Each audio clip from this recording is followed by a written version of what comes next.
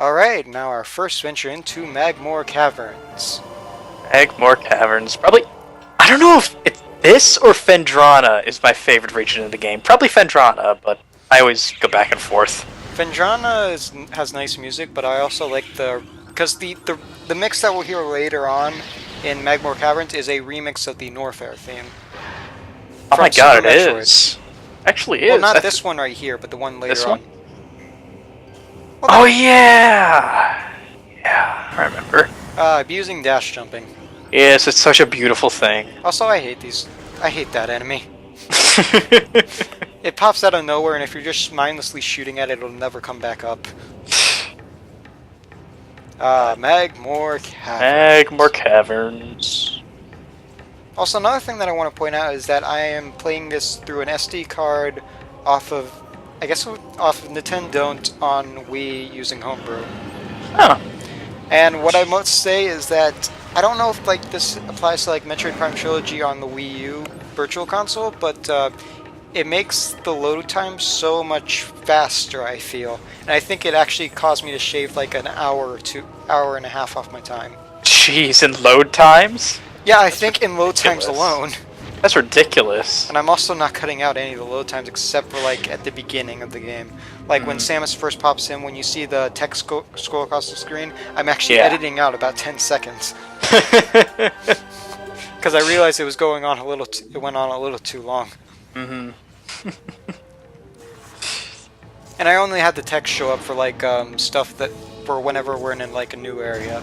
Yeah. After that, I pretty much just stopped doing it. Mm. Oh my god. What happened with that artifact? 'Cause I remember that was the artifact that I had the hardest time finding. How far back are you? What time are you at? Right now I'm at 206. Okay, yeah, we're at... So yeah. That was a delayed reaction then. Well, no, because I didn't want to interrupt you. Oh, okay, sorry. Because I remember I don't think I actually read specifically where the artifacts were. You need to read this stuff. I was using a player's guide, damn it! But it was so vague about explaining where it was. It said, use a missile on a stone pillar in one room, but the room they were describing was I think it was this one actually. In order to find it, you're supposed to use the X-ray visor.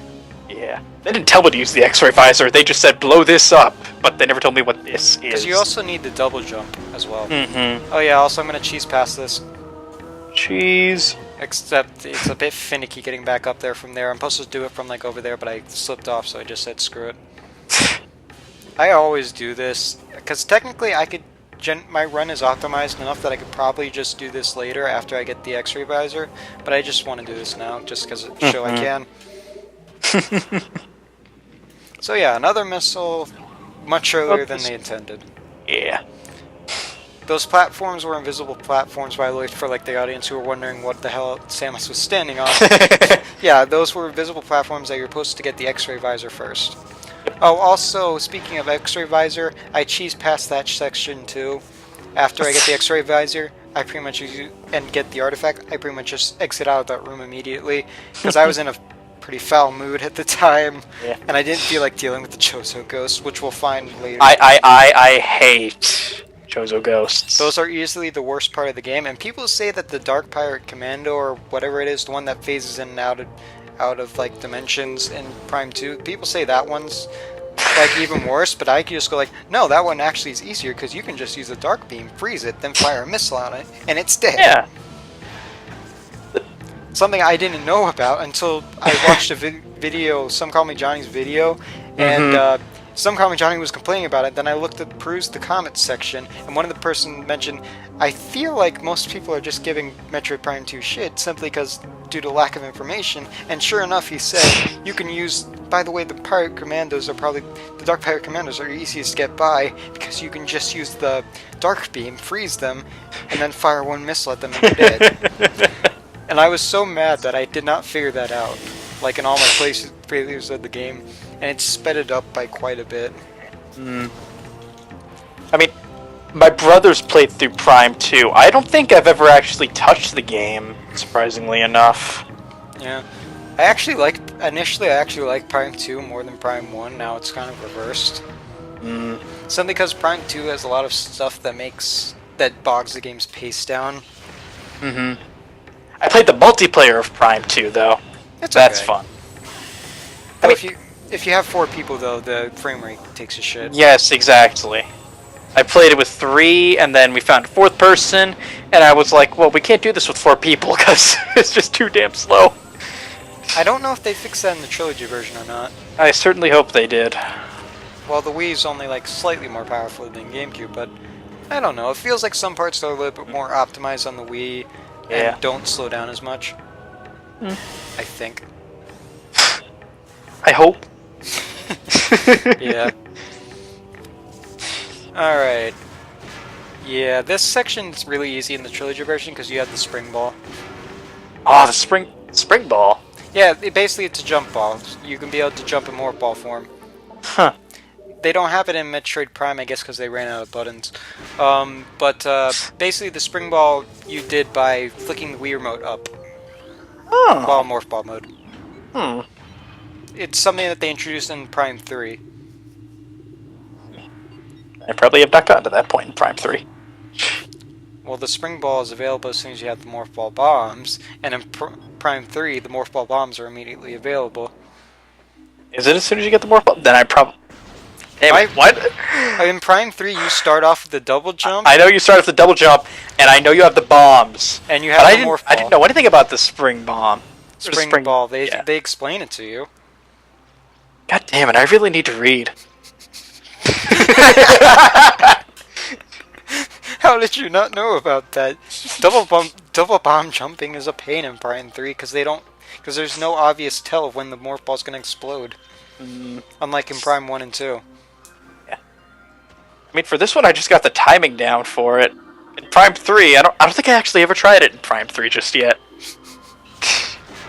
How far have you got it into the game? I really don't remember. The last time I played it was like a month ago, and then I started working, and I was like, okay, I don't have like a lot of time for games anymore. Ah, the true enemy work. Yes. I would love if I could be able to just have YouTube as like the side job instead of actually having to get an actual job. Mm-hmm. Like, and I say side job as in to help with college is what I mean, because that would be so great, because then I wouldn't even have to worry about getting like a part-time job, because then I could just get money from YouTube and also do stuff at college. Do you have a part-time job during college? I do have part-time. Well, not during college, but during the summer. Well, for most of the summer I didn't have a part-time job, because it was just hard to find work, because I was dishwasher for a little while at a place, and then they pretty much just said we're gonna have to basically let you go because business hasn't picked up like we thought it would. And sure enough, it still hasn't. Jeez. Which kind of sucks for them, but also it sucks does. for me. But honestly, I didn't really like the dishwasher job either, so. And then later on, like this month, my old boss from like my delivery driver job basically said, okay, we can be able to put you on the payroll now. I'm still not working very much, but it's better than nothing. That's true. Yeah. I only work during the summers. It's just like